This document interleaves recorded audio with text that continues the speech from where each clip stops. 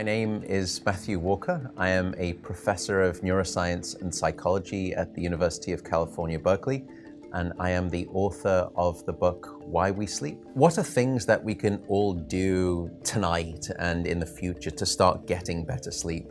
Well, beyond carving out a non-negotiable 8-hour sleep opportunity, there are probably at least 5 things that we can do.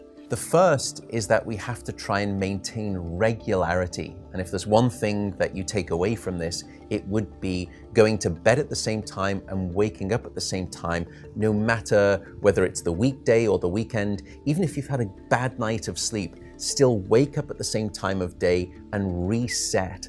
The second thing is that we are a dark-deprived society in this modern era, and we need darkness in the evening to allow the release of a hormone called melatonin. And melatonin helps the healthy timing of our sleep.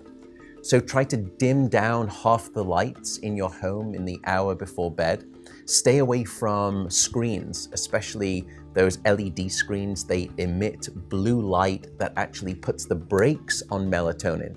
And those blue light emitting devices fool your brain into thinking that it's still daytime, even though it's nighttime and you want to get to sleep. The third key ingredient is to keep it cool. Many of us actually have a bedroom that's too warm in terms of temperature. So an optimal temperature is about 68 degrees Fahrenheit or about 18.5 degrees Celsius. And the reason is that your brain and your body need to drop their core temperature by about 2 to 3 degrees Fahrenheit to initiate good sleep. And that's the reason that you will always find it easier to fall asleep in a room that's too cold than too hot. So having a cool room actually takes your brain and body in the right temperature direction to get good sleep. The fourth critical factor is actually avoiding alcohol and caffeine. Unfortunately, this makes me deeply unpopular, but alcohol is perhaps the most misunderstood drug when it comes to sleep. People think that it helps them fall asleep. That's not actually true. Alcohol is a class of drugs that we call the sedatives. And what you're doing is just knocking your brain out. You're not putting it into natural sleep. We also know that alcohol will fragment your sleep, so you'll wake up many more times throughout the night. And alcohol is also a very potent chemical for blocking your dream sleep or your rapid eye movement sleep. Caffeine is also a problem. Many of us know that caffeine can keep us awake. It's an alerting chemical. It's a stimulant in terms of a class of drugs.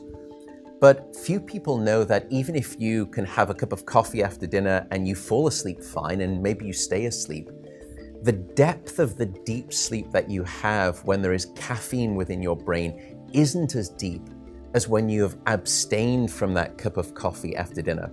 So as a consequence, you wake up the next morning, you feel unrefreshed, and you don't remember waking up or having a difficult time falling asleep, but now you find yourself reaching for 2 or 3 cups of coffee in the morning, and you develop this dependency, this addiction cycle.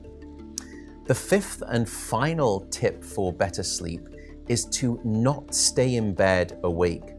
So if you haven't fallen asleep within 20 or so minutes, or you've woken up and you're finding it difficult to fall back asleep, don't stay in bed awake.